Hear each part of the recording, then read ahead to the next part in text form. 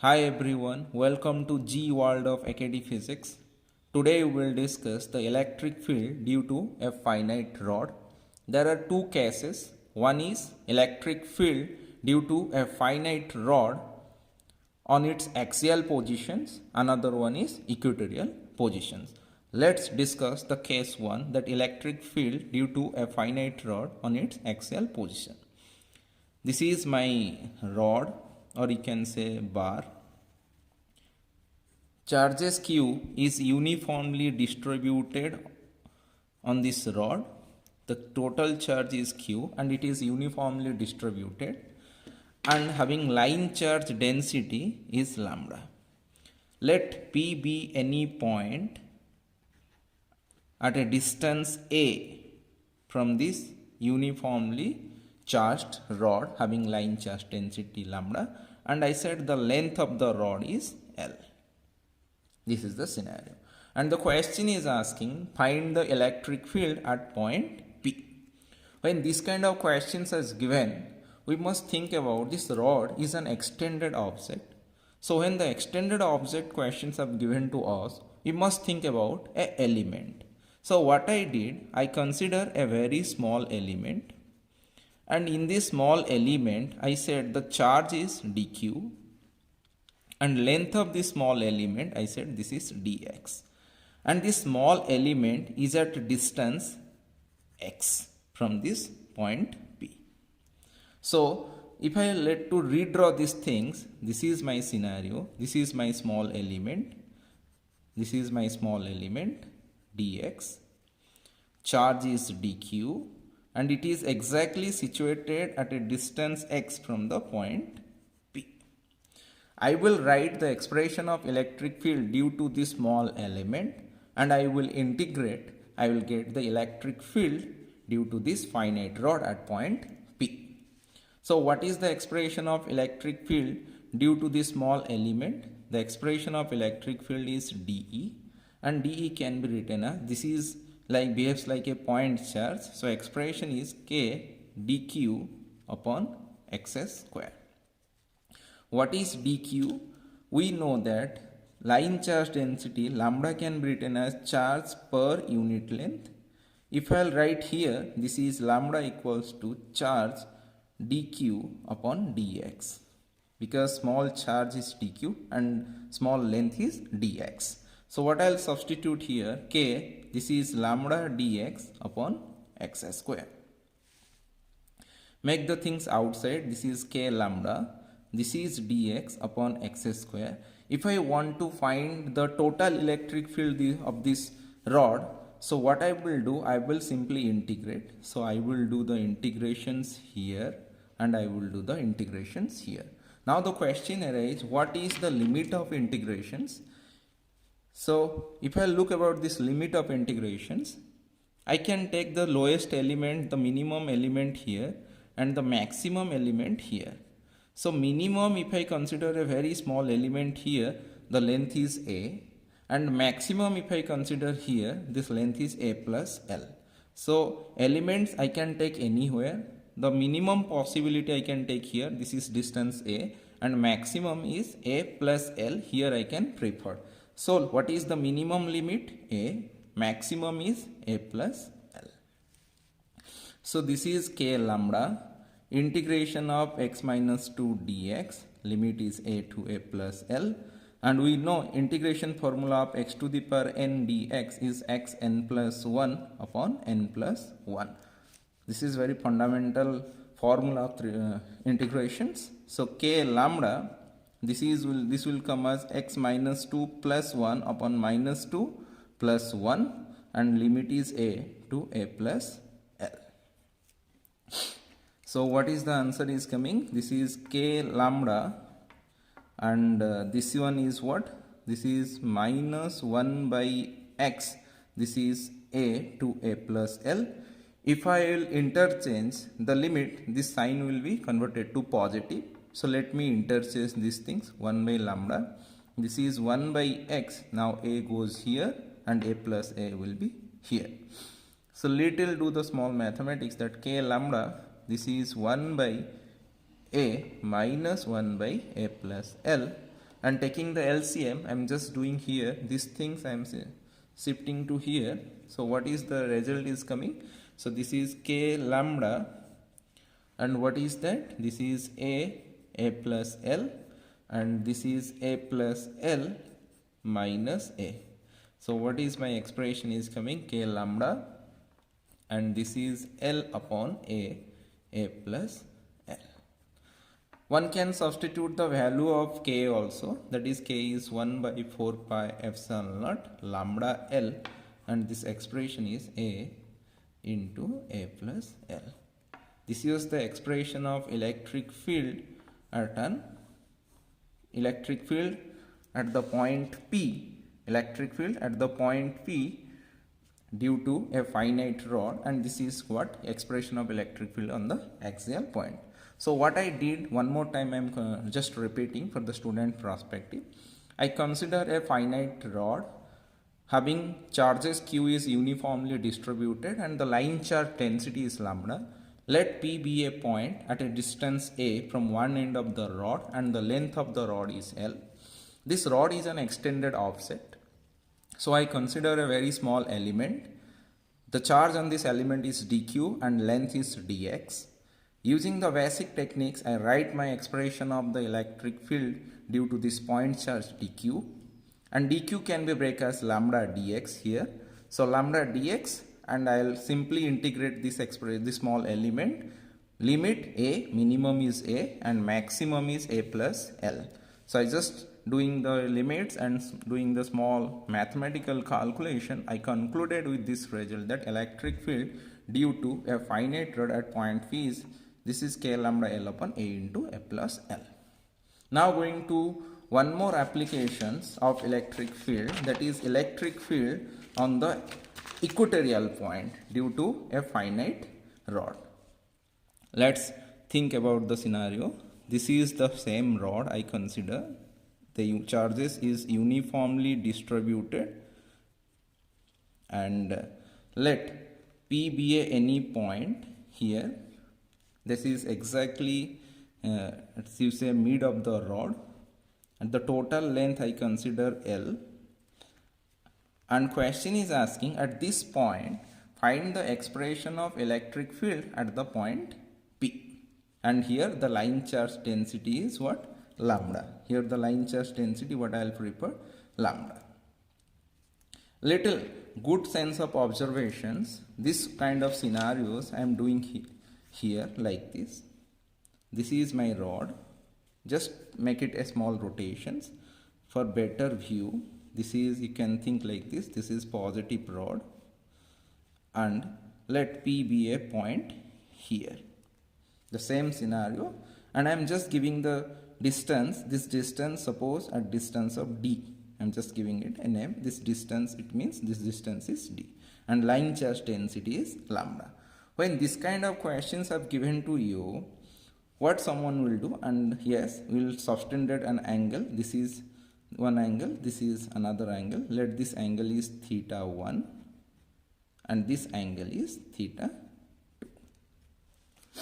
When this kind of scenario is given and question is asking find the electric field at point P, what someone will do, we know that rod is a extended body. When the scenario is asking like this, we must think about an element. So what I will consider, I will consider a small element here. This small element charge is dq, length is, suppose I will make it, this is y, and this element is dy. You can say x dx, but it is as it is in vertical, I am just mentioning it is y to dy. So can I redraw the scenario? Yes. It's like this. This is y, and I consider a small element dy, just connecting like this, I said this angle is phi and this is d phi, and this is what? A dx small element, dy a small element, and this is, I mentioned it, y, and I need to find the expression of electric field at this point P. and this distance I already mentioned, this is d. This distance is already what? D. So what I will do, I will write the expression of electric field due to this small element, where the charge in this small element is what? dq. So what is my expression of electric field due to this small element? This is a positive charge, and this point, if I need to find my expression, I must introduce a test charge. So how the test charge will positive, the expression of electric field will be goes like this. If this is phi, so expression, this is dE because due to a point charge. If this is phi, this one is phi, so here dE cos phi and here dE sin phi. So net electric field, this dE is combination of two components. One is dE cos phi, dE sin phi. One can say this is rod. So this is the perpendicular component to the rod, and one component you can say it is parallel to the rod. So can I say this is E perpendicular component and this is E parallel component. If I look into this E perpendicular component, this is what? dE cos phi. This is my perpendicular component, dE cos phi. If I want to find the net electric field due to this finite rod, then I will do integrations. So all the perpendicular components, it will be integrations will be like this. What is the expression of dE? One can write the expression of dE as k dq. K dq, this is y, this is d. Let's say this distance is r. K dq upon r square. This is cos phi. I hope the scenario is clear to everyone. I said this distance is r. This distance is, I consider this distance is r. So now we'll think about these scenarios. If I'll say tan phi in this diagram, tan phi can be written as what? Y upon d. This is very careful result I am making it. And dq, what you can write this dq? dq can be written as this k, dq can be written as lambda dy upon r square cos phi. Now here, what I have written that tan phi equals to what? Y by d. Y can be written as what? d tan phi.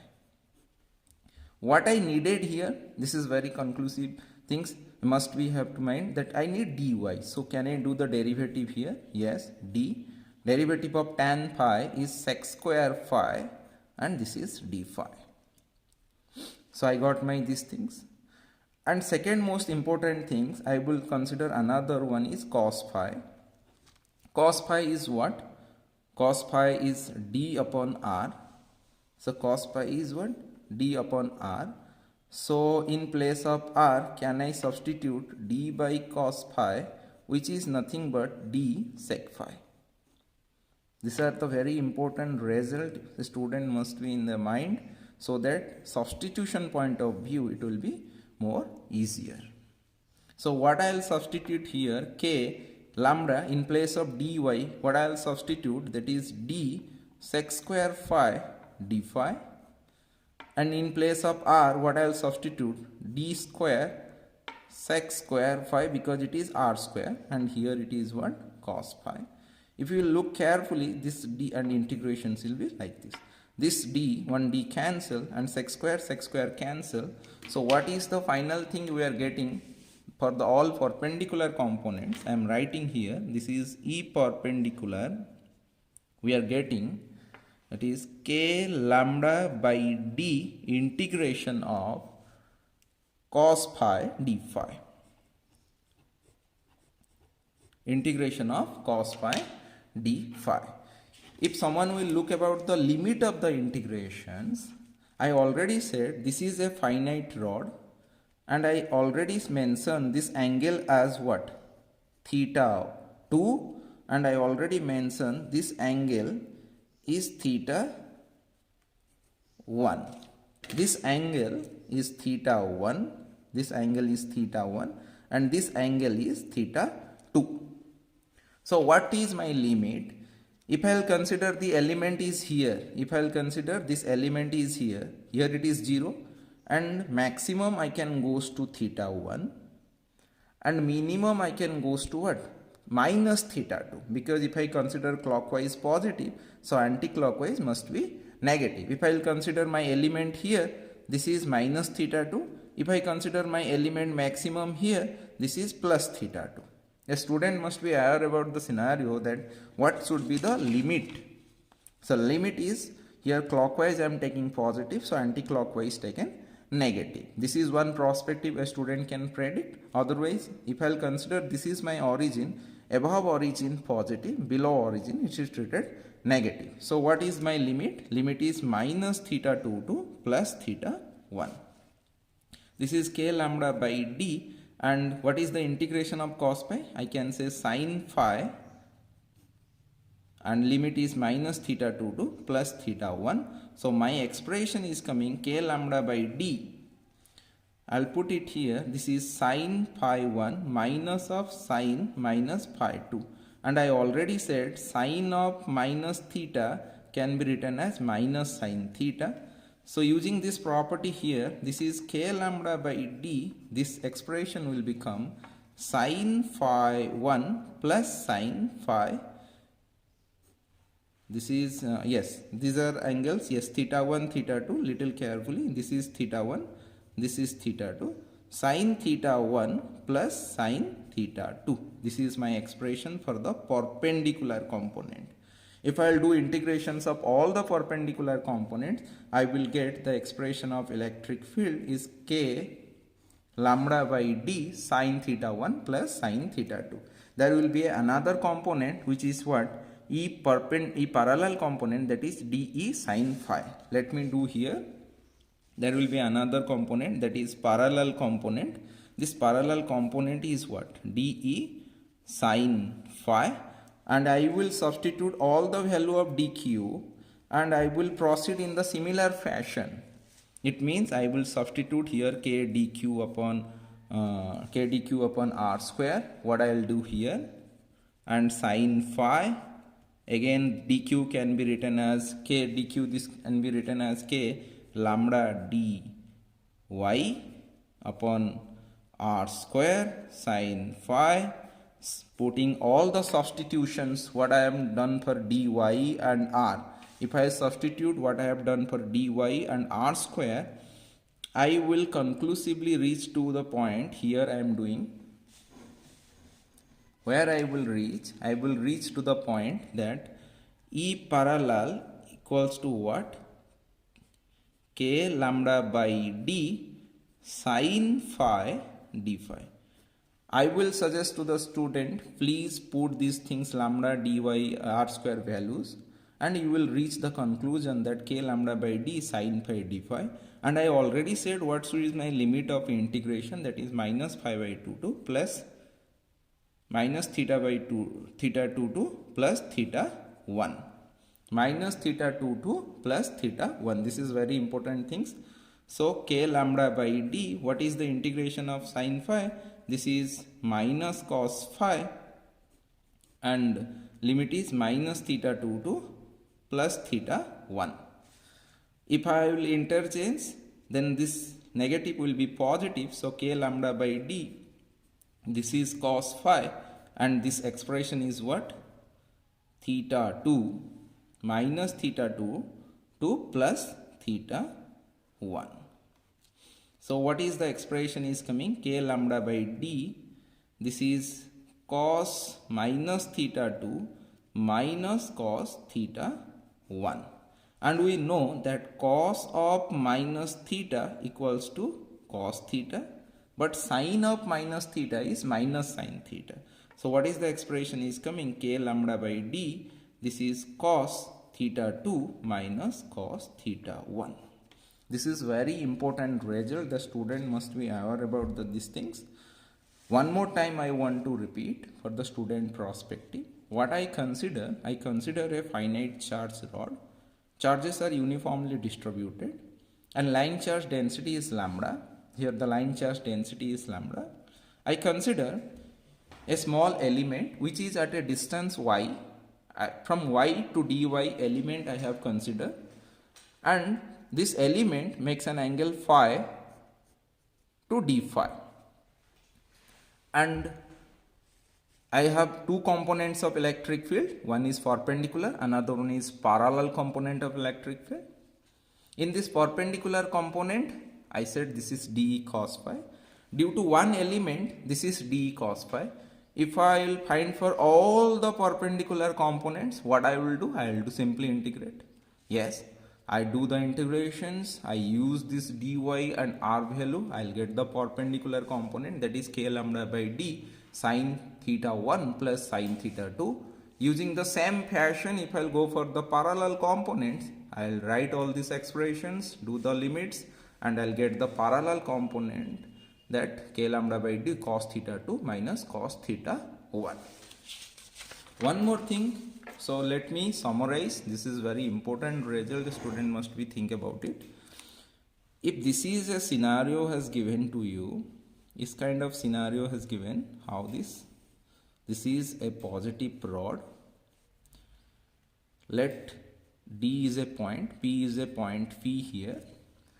So how many components of electric field is coming? Two components of electric field is coming. One is perpendicular component. This perpendicular expression is k lambda by d sine theta 1 plus sine theta 2. What is sine theta 1? This is theta 1 and this is theta 2. And what is parallel component? This parallel component, this is E parallel, equals to k lambda by d. This is cos theta 2 minus cos theta 1. Student must be very aware about the things. This is cos theta 2 minus cos theta 1 rather than cos theta 1 minus cos theta 2. And how to remember this theta 1 and theta 2? I will suggest this is clockwise and this is what? Anti-clockwise. If a student will think like this is clockwise, this is anti-clockwise, one can easily predict this is theta 1 and theta 2, and we can put the perpendicular and parallel components. Let me do one illustration for the student perspective, that will be make the things more easier. Suppose the questions are given like this. This is a finite rod, have been like this, and the question is given, this angle is suppose 60 degree and this angle have given is what? 30 degree. Just randomly I am taking one illustrations. This is 60 degree, this is 60 degree and this angle is 30 degree. So one can easily suddenly predict this is clockwise. So this is theta 1 and this is theta 2. Then can I write the expression of parallel and perpendicular? What is E parallel? Perpendicular, this is k lambda, and suppose this distance have given and this distance is what? Suppose d is given. So k lambda by d, this is sine 60 plus sine 30. Yes. And k lambda by d, what is sine 60? That sine 60 is root 3 by 2 and sine 30 is 1 by 2. One can get the expressions. And how, which direction it will be go? It will be go like this.